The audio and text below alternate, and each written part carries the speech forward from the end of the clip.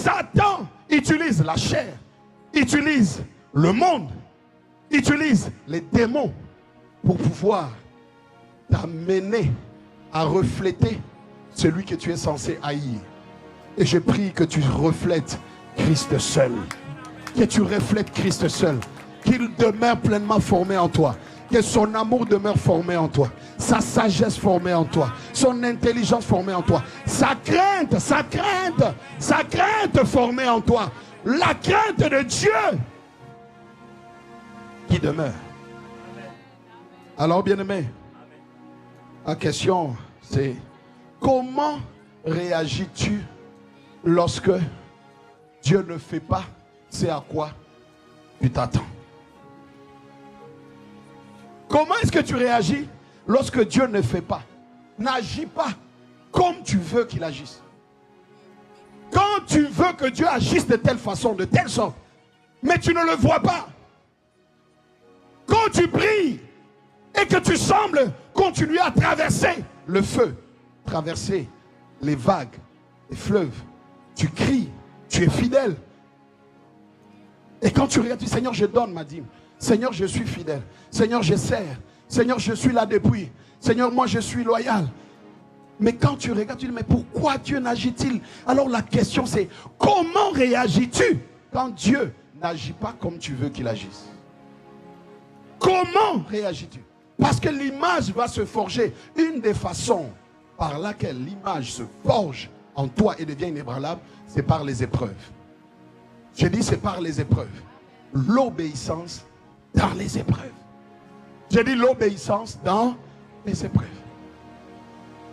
Donc la véritable question que tu dois te poser dans le combat, dans les épreuves, les défis que tu rencontres, qui n'a jamais connu d'épreuve ou qui n'est pas dans des épreuves, lève ta main, on va acclamer le Seigneur pour toi. Toi tu es excepté, exceptionnel et exempté. Je pense que tu devrais déjà aller au ciel.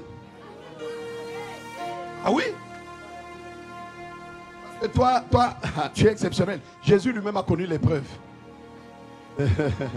Jésus a connu l'épreuve. Jésus a connu la trahison. Jésus a connu l'abandon. Jésus a connu l'insulte. Jésus a connu les crachats. Mais il a gardé l'amour. Il a prié pour les adversaires. Mais quand tu connais la trahison, pries-tu toujours pour les adversaires? Quand tu connais l'abandon, pries-tu toujours pour ceux qui te font mal? Ou est-ce que les langages changent? Alors, bien-aimé, la vraie question dans l'épreuve n'est pas comment je vais sortir de l'épreuve. Et l'apôtre Yvan dit que la vraie question dans l'épreuve, c'est qui vais-je devenir? La vraie question, ce n'est pas comment je vais sortir. La vraie question, c'est qui vais-je devenir? Durant l'épreuve, qui vais-je devenir? Quand je traverse des moments difficiles dans les finances, qui vais-je devenir? Est-ce que je vais demeurer une personne fidèle et loyale dans les dîmes et les offrandes, ou est-ce que je vais commencer à calculer, à sauter? Je dis, je donne ce mois, je donne l'autre mois, ça je ne donne pas. Qui vais-je devenir? Je dis, qui vais-je devenir?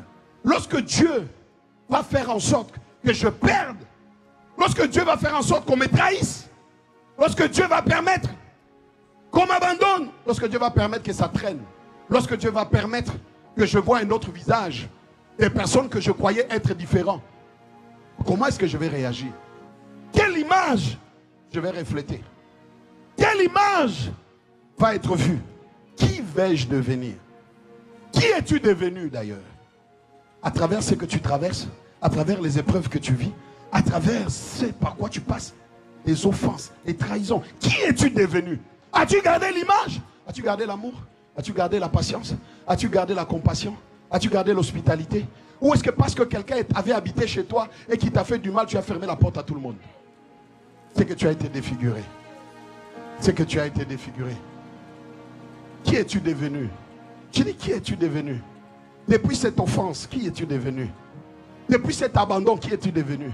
Depuis cette trahison, qui es-tu devenu? Ton cœur s'est endurci. Et tu as dit, je ne ferai plus. Et quand tu as dit, je ne ferai plus pour personne, alors à ce moment-là, tu n'as pas gardé l'image dans l'épreuve. Tu as commencé à refléter un autre. Au lieu de manifester l'amour, tu as commencé à manifester l'égoïsme.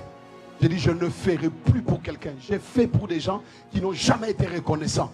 Ah, Ce n'est pas parce que les gens n'ont pas été reconnaissants que toi tu dois être défiguré. La Bible ne dit-elle pas, ne cesse pas de faire du bien, n'arrête pas de faire du bien. Que le mal qu'on te fait ne te transforme pas, ne te défigure pas. Je dis que le mal qu'on te fait ne te défigure pas. Que le mal qu'on te fait ne te défigure pas. Alors la question c'est, qui vais-je devenir? Qui vais-je devenir?